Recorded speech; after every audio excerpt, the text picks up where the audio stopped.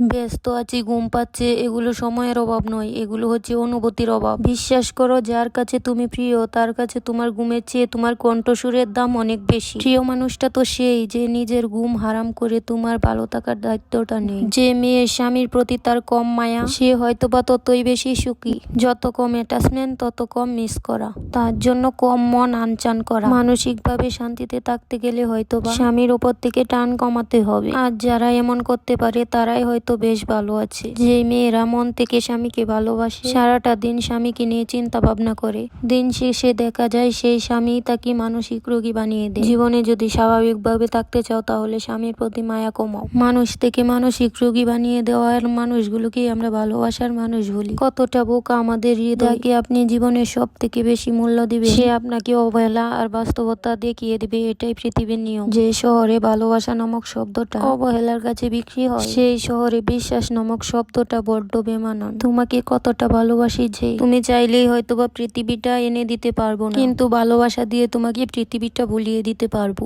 তোমার দুঃখগুলো হয়তো মুছে দিতে পারবো না, কিন্তু দুঃখের কারণগুলো ভুলিয়ে দিতে পারবো। পৃথিবীর সব সুখ হয়তো তোমাকে এনে দিতে পারবো, কিন্তু তোমাকে সুখী করতে পারবো। তোমার চোখের অস্ত্রকে হয়তো আটকাতে পারবো না, কিন্তু আদর করে আঁচল দিয়ে মুছে দিতে পারবো। আমার থেকে হয়তো ভালো কাউকে তুমি পাবে, কিন্তু আমার মতো কাউকে পাবে না। বুদ্ধিমান স্বামীরা কখনো স্ত্রীকে অবহেলা করে না।